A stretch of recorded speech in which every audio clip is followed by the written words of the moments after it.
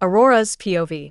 The carriage didn't stop shaking until we burst out of the forest's mouth and onto the open path, horses panting and guards cursing under their breath. My fingers dug into the seat cushion, knuckles bone white, my lungs refusing to steady no matter how many breaths I pulled in. I should have been afraid. I was afraid. But not only afraid. My heart raced in a way that felt dangerous, wrong, unfamiliar, like something inside me had snapped awake for the first time in my life. The Viking. The man standing in the shadows of the forest, half silvered by moonlight, half carved from darkness, he was human. No warrior I'd ever seen moved like that, breathed like that, looked like that. This was the first time I ever encountered a Viking. I've only ever heard tales of them. Never thought they'd look so much like humans. I always pictured them like ruthless beasts, but the man I saw in the forest was so exquisite. There was a dangerous beauty in him. Such intense pull, I've never felt it before. He gazed at me like I was something he'd been searching for all his life. No one had ever looked at me that way. Not suitors.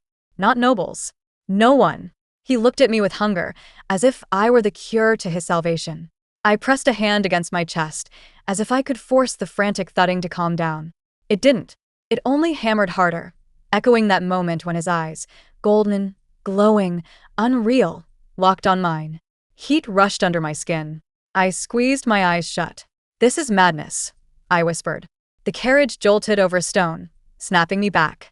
The guards rode tight around us, tense and shaken. "Did you see him?" One guard muttered to another. "See him?" "I felt him in my bones," the other answered. My breath hitched. Yes, that was the right word. Felt. I, too, felt him in my bones, in my blood. As if the moment he stepped out of the shadows, something invisible had reached into my chest and hooked itself into me. I shuddered. No. No, no, no. Vikings were monsters. That's what everyone said. Barbarians. Savages. Raiders who stole, burned, and killed without mercy. My kingdom, Valedorn, had always kept a cautious distance, pretending treaties existed while preparing for the worst. Our kingdom's men do not look at women like that. My cheeks warmed at the memory. His features had been sharp, like a predator's lines carved into a man's beauty. High cheekbones, jaw strong enough to cut stone, hair dark and wild as the night wind. His body looked built for war, with broad shoulders and muscles shifting beneath skin that seemed to hold tension like a drawn bow. But it was his eyes I couldn't forget, burning, golden, primal. A man shouldn't have eyes like that. The carriage wheels slowed as the castle gates came into view. Our soldiers on the walls gasped and pointed at the frantic approach. A horn blared, and the gates opened with a heavy groan. As soon as we stopped, the guards practically dragged me out in worry. "Princess Aurora, are you harmed? Did the Vikings attack you? Was anyone injured?" Their voices blended into an overwhelming blur, pressing against my skull. I tried to answer, tried to find words, but my tongue felt thick and useless. My father strode down the stone steps of the courtyard, fury etched into every line of his face. "Aurora," he barked, grabbing my shoulders and inspecting me as if expecting to find wounds. "What happened?" "I was told of an attack, Dash." Not an attack," I managed. My throat trembled as I forced the truth out. "A Viking. He appeared." I said what had truly happened. My father's face hardened into stone. "Kill squad," he commanded without hesitation, turning to his captain. "Send a troop into the forest. If any Vikings entered our territory tonight, I want them slaughtered." No. The word burst out of me before I could stop it. Every soldier froze. My father slowly turned toward me, one eyebrow arched. No. I swallowed hard, my pulse erratic. I mean, we shouldn't provoke them. That Viking just appeared, he didn't harm us, and we don't know what they want, Dash. "We know exactly what they want," he snapped. "Chaos. Va. Territory that isn't theirs. They'll get none of it." My father growled, making me flinch as I stepped back. But that Viking hadn't looked at me like a raider hunting prey. He looked at me like he knew me. Like he owned me. My father didn't give me time to argue. He marched off, yelling more orders. The courtyard buzzed with tension, soldiers scrambling to prepare, servants whispering, everyone casting nervous glances toward the forest. The moment I stepped inside the castle walls, the whispers began. By dawn, the rumors spread like wildfire. The Vikings are searching for someone. A woman. A human woman. They're hunting her.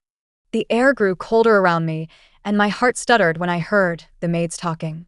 A chill ran down my spine. My hands trembled as I embraced myself, as cold shudders engulfed me. A part of me whispered, what if it was me they were searching for? But why would they want me? What did that Viking see in me that made him stare like that? I tried to rationalize it, tried to convince myself it was nothing more than shock, fear, adrenaline, and they had nothing to do with me. But the way my father tightened the security, I knew he thought about it as well, that there could be a possibility that the Vikings were looking for me. I shut my bedroom door behind me and pressed my back against it, breathing hard. I am safe in the castle. I kept repeating this mantra, but my mind kept wandering to that man in the forest. Stop thinking about him. I scolded myself, pacing. Stop it. Stop. But my body didn't listen. Heat crept down my spine. My cheeks burned. My lips tingled like they remembered the way his gaze traced them, slow and hungry.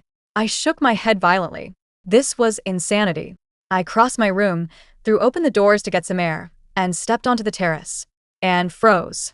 A silhouette was there in the woods near the boundary of the castle walls. I blinked once. Twice. The silhouette didn't disappear. A massive wolf, taller than any I had ever seen, stood perfectly still in the moonlit garden. Its fur was dark as ink but streaked with eerie, shimmering silver, like moonlight woven into its coat. Its shoulders bristled with strength. Its posture was royal, commanding, Terrifying. but the eyes, God, they were beautiful, golden glowing, just like his. My breath caught in my throat. A wolf, I whispered, voice trembling. Now I was even seeing that Viking in wolves. I've lost my mind. It wasn't a normal wolf. It couldn't be. No creature of nature stood that tall or held itself with such sentient awareness. Its gaze locked onto mine. A cold tremor went down my spine. My fingers curled around the railing until my knuckles ached. My heart hammered painfully, as if trying to escape my chest. The wolf didn't move, didn't blink, and didn't even breathe. It just watched me, as if guarding, claiming, waiting.